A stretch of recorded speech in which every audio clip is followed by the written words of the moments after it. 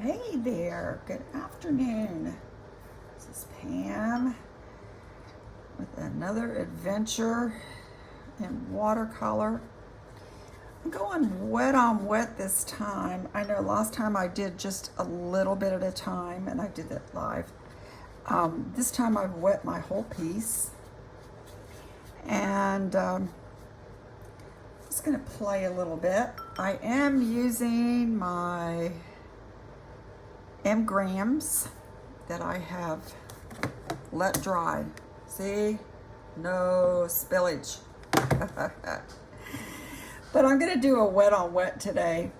I have wet the whole thing. Yesterday, I was showing you how I just wet a small portion and then come in and drip the color. This is gonna be a little different because it's already wet. Oh, I already see cat hair here. And you know what? I'm gonna start at a different spot. When it's already wet, you get this beautiful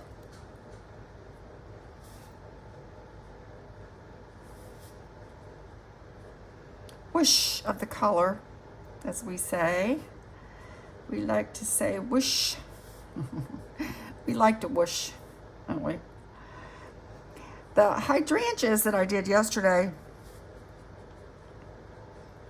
and you know this will dry lighter. They actually kind of make up clusters in a ball of flowers. Then it just kind of comes together and it looks like one big. And actually, you know what? I think I probably have this too big. I have my clusters too big. But that's okay. This is just playtime. We were talking about the process yesterday, or I was thinking about the process. Put this up here. I keep putting my elbow in it.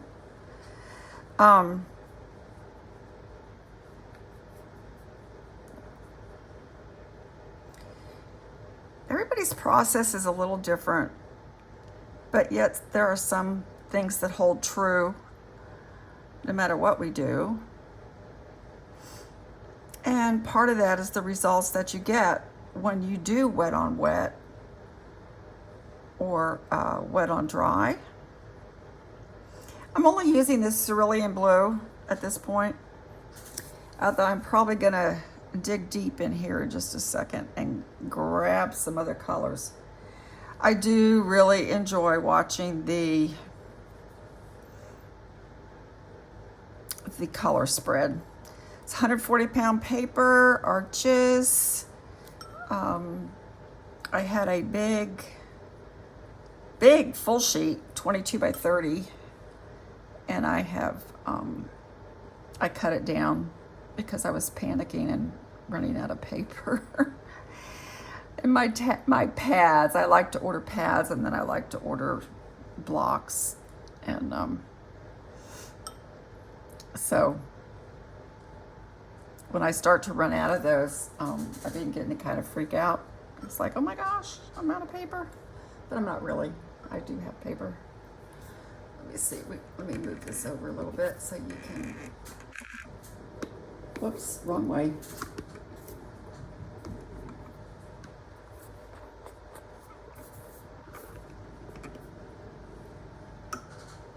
Move this over, move the tripod over. That's what I need. Okay, I finally got a tripod that actually functions. Archie, I'm just gonna let this sit a minute and watch it as it dries in different consistencies and patterns. That's what we enjoy about watercolor. This particular picture that I've been trying to do is, like I said yesterday, from a photograph. And I just I can't get the quite get the feeling that is in the original photograph, and I seriously doubt how successful I'll be at that. But actually, you know, your painting is a representation. It's not the actual photograph. If you want the photograph, then take a photograph. It's not going to be an exact copy. I watched a lesson yesterday by Andy Evanson, who does plein air. And I know at one point Angela had interviewed him, and he's really good. He says in his lessons that people come into his classes with reference photos that look like a calendar picture, and he's like, you're really not going to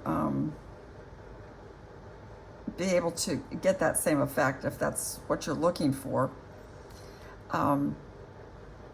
It's not going to happen with when you paint with watercolor. You need to simplify. You need to move quickly. Let your watercolor kind of do what watercolor does.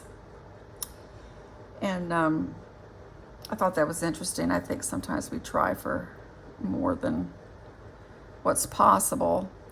I am going to add a little bit of a different color in here. Adding some of this cobalt teal. One of the beautiful things about this original picture was the white coming through the flower petals. That was really, really part of the beauty of this picture, was the white. Jean Haynes has often said that the white is the oxygen to your painting. I thought that was interesting. So you want to leave the white spaces. Let your paper shine through. I'm really bad about that. I don't know if it comes from my background in doing acrylic or what, that, you know, you just want it to cover every surface. All right, my daughter just walked in. Oh, sorry.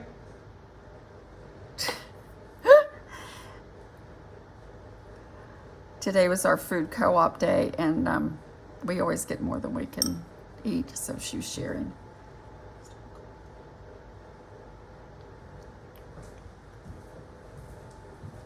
Just a couple more spots here, and I'm going to let it dry, and then we'll come back to it later and see how we look.